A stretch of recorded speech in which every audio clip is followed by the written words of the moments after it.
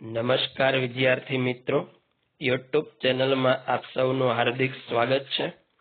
ધોરણ 10 સામાજિક વિજ્ઞાન ચેપ્ટર નંબર 10। આ વિડીયોમાં આપણે કોકોની વિશેષતા વિશે માહિતી મેળવવાની છે। કોકો વૃક્ષના ફળના બીજમાંથી કોકો તૈયાર કરવામાં આવે।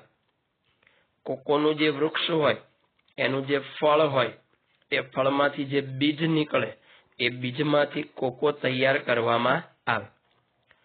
કોકો એ પેય પદાર્થ છે। પેય પદાર્થ એટલે પી શકાય તેવો પદાર્થ છે। કોકો એ પીવાય તેવો પદાર્થ છે।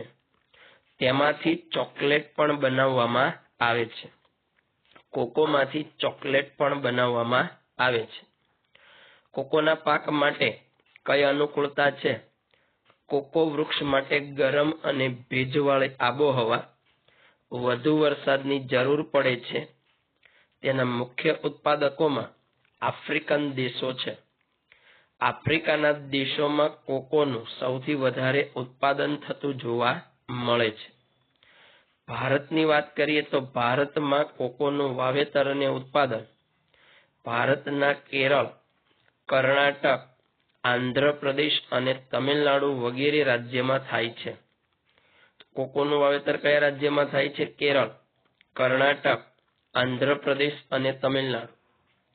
ફરી એક વખત જોઈએ, કોકોની વિશેષતા જણાવો। કોકો વૃક્ષના ફળના બીજમાંથી કોકો તૈયાર કરવામાં આવે છે। કોકો એ પેય એટલે પી શકાય તેવો પદાર્થ છે। તેમાંથી ચોકલેટ પણ બનાવવામાં આવે છે। કોકો વૃક્ષ માટે ગરમ અને ભેજવાળી આબોહવા તથા વધુ વરસાદની જરૂર પડે છે। તેના મુખ્ય ઉત્પાદકોમાં આફ્રિકન દેશો છે। કોકોનું વાવેતર અને ઉત્પાદન ભારતના કેરળ અને કર્ણાટક, આંધ્રપ્રદેશ અને તમિલનાડુ વગેરે રાજ્યમાં થતું જોવા